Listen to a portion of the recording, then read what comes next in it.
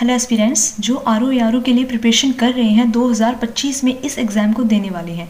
कुछ स्टूडेंट्स ऐसे भी होंगे जिनकी ग्रेजुएशन हुई होगी और वो ग्रेजुएशन के बाद इस एग्ज़ाम को देना चाहते हैं, लेकिन उनको क्या है कि स्ट्रेटजी नहीं बन पा रही है। देखो भाई, पहले तो मैं एग्ज़ाम की बात करूँ कि ये एग्ज़ाम आपका कब होगा, इसकी अभी कुछ श्योरिटी नहीं है कि भाई ये देखो तुम्हारा अप्रैल के लास्ट में होगा या फिर मई या जून में होगा। देखो, होने को ये एग्ज़ाम आपका जुलाई में भी हो सकता है, तो कुछ नहीं कह सकते हैं।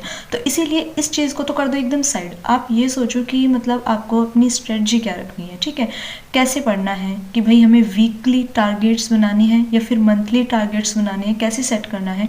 मैं आपको यहाँ पर 4 महीने की स्ट्रेटजी बताऊंगी। मैंने 4 मंथ्स का लिखा है प्रॉपर कि भाई तुम्हें जैन के 15 दिन क्या पढ़ना है एंड देन लास्ट के 15 दिन कौन सा सब्जेक्ट पढ़ना है, हिस्ट्री पढ़नी है, ज्योग्राफी पढ़नी है, किस पार्ट को किस चीज़ में कैसे डिवाइड करके पढ़ना है, A to Z मैंने आपको बताया है। कुछ जगह लिखा भी है कि ये वाली चीज़ कौन सी किताब से पढ़नी है, कौन सी बुक से पढ़नी है। तो जिन स्टूडेंट्स की ग्रेजुएशन हो चुकी है और इस एग्ज़ाम को देने जाएंगे, जिनका फर्स्ट अटैम्प्ट है, और हो सकता है कुछ स्टूडेंट्स का ये 3rd या 4th या 2nd अटैम्प्ट भी हो, ठीक है, वगैरह वगैरह जो भी व्हाटएवर। 4-5 घंटे कैसे देने हैं, जीएस को देने हैं, करंट को कितना टाइम देना है, हिंदी के लिए कितना टाइम निकालना है। आपको ये अच्छे से पता है कि आर आपका इसमें 2 चीज़ें आएंगी, जीएस आएगा और हिंदी आएगी। तो इनको आपको कैसे पढ़ना है मैं आपको बता रही हूँ, और इसी स्ट्रेटजी को अगर आप फॉलो करोगे ना तो आपका ऑलमोस्ट पूरा सिलेबस कंप्लीट हो जाएगा। देखो, अब तक तो आपने पूरा ईयर पढ़ा ही होगा, तो अब आपको कैसे कैसे पढ़ना है कि सारी चीज़ें एकदम से आपकी रिवाइज हो जाए कि हाँ 15 दिन में हमने ये भी पढ़ लिया और ये भी पढ़ लिया। सी गाइज, जैसे कि मैंने आपको बताया प्री और मेंस होगा आपका। इसमें जीएस होता है, हिंदी होता है। मेंस की अगर हम बात करें तो जीएस आता है, हिंदी आता है और ऐसे आता है। देखो, अब आप जीएस को तो देने हैं भाई आपको 4 से 5 घंटे, क्योंकि इसमें आपका हिस्ट्री होता है, जियो होता है, पॉलिटी होता है, काफ़ी सब्जेक्ट्स होते हैं, तो 4 से 5 घंटे आपको ये देने हैं। और हिंदी को देना है आपको 1 घंटा। 1 घंटा, क्योंकि देखो इसमें ऐसे होता है, तो अगर आप डेली 24 घंटे में 1 घंटा भी ऐसे प्रैक्टिस करते हो तो एनफ है। बाकी हम बात करें जीएस में, आप सिर्फ करंट को अलग निकाल लेना, ठीक है, करंट को डिवाइड कर लो कि भाई डेली करंट हमें 2 घंटे डेली बेसिस पर पढ़ना ही पढ़ना है, ठीक है। करंट आपको पता है बहुत इंपॉर्टेंट है, और इस बार जो यूपी बीसीएस का एग्जाम होता है ना, उस पर करंट के क्वेश्चन बहुत ज़्यादा पूछे हुए थे, करंट ही ज़्यादा आई हुई थी। बुक्स भी मैंने बताई हुई है, बाकी वीडियोज़ में आप देख लेना, मैंने डाली हुई है। तो भाई देखो, आपके 4 महीने हैं। अगर हम बात करें जैन से स्टार्ट कर देते हैं हम लोग, तो तुम अपना हिस्ट्री करते हो शुरुआत की, भाई हमें अपना हिस्ट्री करना है। तो पहले आपको क्या करना है, जैन के महीने में एंशिएंट प्लस मिडाइवल ये दोनों करना है, और पीवाईक्यू बेस्ड क्वेश्चंस करने हैं कि भाई पीवाईक्यू कौन कौन से पूछे हुए हैं, और आपको कहाँ से करना है, एंशिएंट और मिडाइवल ल्यूसेंट से करना है। बाकी घटना चक्र पूर्वालोकन की बुक है, वहाँ से आप कर सकते हो, या फिर परीक्षावाणी से कर सकते हो। ये आपको कर लेना है अपना डन 25 जैन तक, एंशिएंट और मिडाइवल। फिर अगर हम बात करें मॉडर्न हिस्ट्री भाई देखो आप लोगों की बहुत ज़्यादा इंपॉर्टेंट है, बहुत बहुत इंपॉर्टेंट है।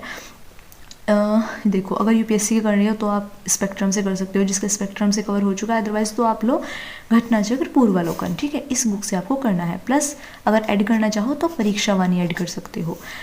तो मॉडर्न हिस्ट्री आपको करनी है। 5 दिन तो हो गए आपके जैन के, और फेब काफ़ी टाइम मिल गया, हो जाएगा। और फेब में आपको अपना modern history plus geography, modern history के लिए आपको 15 दिन मिल गए, सपोज 5 दिन जैन के हो गए और 10 दिन मान लो आपके फेब के हो गए, ठीक है। मॉडर्न हिस्ट्री डन, देन आपको करनी है ज्योग्राफी, बाकी के जो दिन बचे, और पीवाईक्यू क्वेश्चंस लगाने हैं इन दोनों के ही, ज्योग्राफी के भी।